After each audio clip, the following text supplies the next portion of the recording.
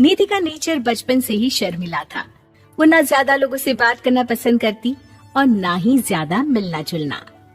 निधि, ये पैसे ले जरा और बाजार से चीनी तो ले आ।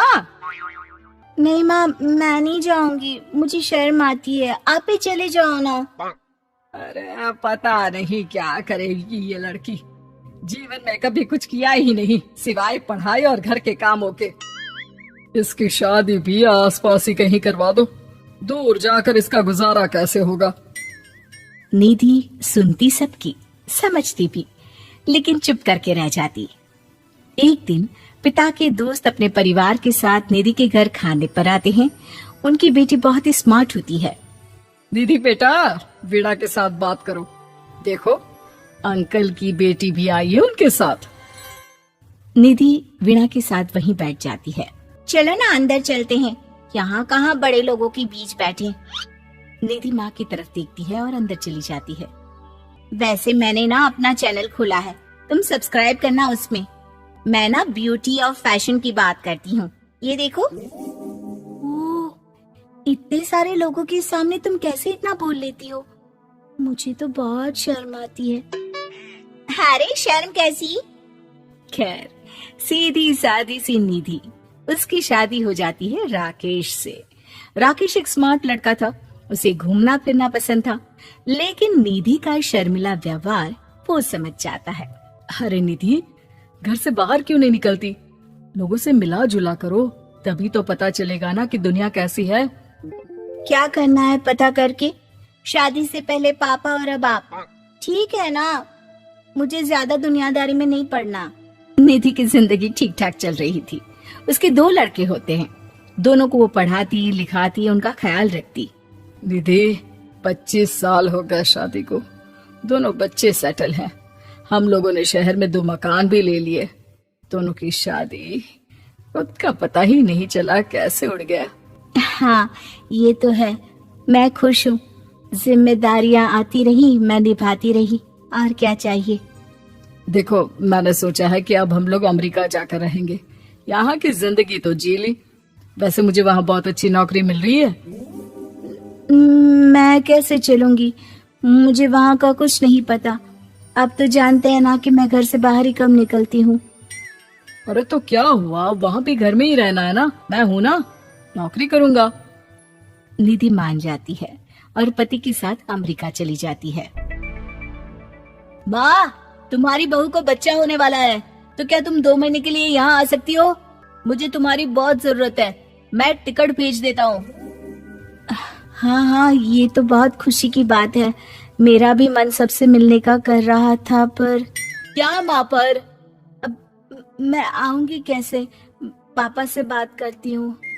देखो माँ, प्लीज बहाना मत बनाना, तुम जानती हो ना इस वक्त में मैं किसी पर भरोसा नहीं कर सकता हूँ। निधि पति को सारी बात बताती है। क्या आप भी चलेंगे? निधि, आने जाने में बड़ा खर्च हो जाएगा, ऊपर से मुझे यहाँ छुट्टी नहीं मिलेगी। बहू पर वक्त ऐसा है कि तुमको तो जाना ही पड़ेगा। मैं अकेले दुकान तक तो नहीं जा पाती, इतनी दूर भारत कैसे जाऊंगी, मुझसे नहीं होगा। लेकिन सबके कहने पर निधि को जाना ही पड़ता है। एयरपोर्ट में घबराई निधि एक मुसाफिर से कहती है, मैं ना भारत जा रही हूँ, दिल्ली जाने वाली फ्लाइट।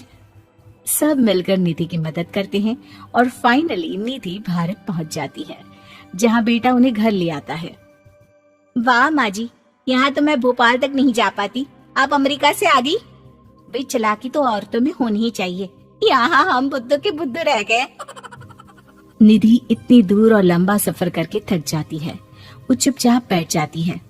बैठना नहीं है माँ जी, बच्चा पकड़ना है, ये लीजिए। और हाँ, घर का काम तो मैं करूंगी नहीं, जानती है ना शरीर कच्चा सा है, तो मुन्ने को सुलाकर कुछ बना लीजिएगा। निधि को बहू का व्यवहार बहुत बुरा लगता है। जैसी भी थी, पिता और पति की हमेशा लाडली रही थी निधि। निधि बेटे की तरफ देखती है।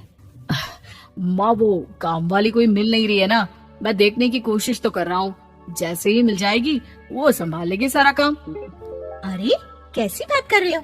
जब पहले मैंने कहा था कि अमेरिका से इनके टिकट में जो पैसा खर्च कर रहे हो उतने में नौकरानी रख लो, तो नहीं, मेरी बात पर विश्वास नहीं था। कि ना ना कोई मेरे बच्चे को अच्छे से नहीं संभालेगा। अब इनका भी खर्चा और नौकरानी का भी खर्चा। अरे ना जी ना, मैं नहीं संभाल सकती। निधि जैसे तैसे 2 महीने रहकर वापस अमेरिका चली जाती है, लेकिन वहां जाते ही जैसे राकेश उसे देखता है उसके गले लग जाता है। ये क्या हालत बना रखी है निधि, कैसी लग रही हो? खाना नहीं खाती थी क्या? क्या हो गया? निधि पति से कुछ नहीं कहती, बस रोती ही चली जाती है। मैं नहीं चाहूंगी कभी भी भारत, आप मुझे हमेशा यहीं रखना अपने पास। राकेश बेटे को फोन करता है। तुम्हारी माँ की जो दुर्दशा करके तुमने भेजा है ना, मुझे पता होता तो मैं अपनी बीवी को कभी तुम्हारे पास नहीं भेजता। पापा, आप तो रीना का नेचर जानते हैं ना, वो माँ पर हावी रहती थी। अब मैं तो ऑफिस चला जाता था, वो माँ पर जुल्म करती है, और माँ भी इतनी सीधी है कि चुपचाप सहती रही। मुझे माफ कर दीजिए पिताजी। खैर, राकेश कहता भी क्या, प्यार दुलार के साथ अपनी निधि को संभालने में लग जाता है। लेकिन कहते ना, वक्त हमेशा एक सा नहीं रहता। अमेरिका में ही राकेश की मृत्यु हो जाती है और निधि अकेली रह जाती है। बड़ा बेटा कहता है, माँ भारत चलो ना, हम लोग साथ रहेंगे। निधि को जैसे ही वो सब सीन्स याद आते हैं वो परेशान हो जाती है। समझ में नहीं आता कि पति के बिना अब जीवन कैसे चलाएगी। मैंने सारा जीवन घर का काम किया, घर देखा और जिंदगी चलाई, लेकिन जिस घर में रही सबने प्यार दिया, मैं वहां नहीं जाना चाहती। तभी राकेश जिस कंपनी में काम करता था उसका मालिक निधि के घर आता है। वो भी भारतीय ही होता है। दीदी, राकेश ने आपके बारे में बताया था। जब से आप भारत से लौटी थी उसे आपकी बहुत चिंता रहती थी, इसलिए उसने मुझसे कहा था कि कभी अगर वो ना रहे तो मैं आपको ये पैसे दे दूं। और हाँ, हम लोगों की कंपनी में आपके लिए नौकरी भी है। निधि पति के पैसे देखकर मन में तसल्ली करती है और नौकरी के लिए हाँ कर देती है। अरे पागल है क्या माँ, कैसे नौकरी करोगी? ये अमेरिका है, दिल्ली नहीं। वहाँ तो तुम घर से निकल भी नहीं पाती थी, यहाँ कैसे? मेरे पति, मेरे पिता मुझे खुश देखना चाहते थे। वो लोग जब तक थे मुझे किसी चीज के लिए ना फोर्स किया, ना कभी कमी होने दी। पर अब मुझे जीवन जीने के लिए घर से निकलना ही होगा। बेटा, तुम तो अगली फ्लाइट से भारत लौट जाओ, मैं यहीं खुश हूँ।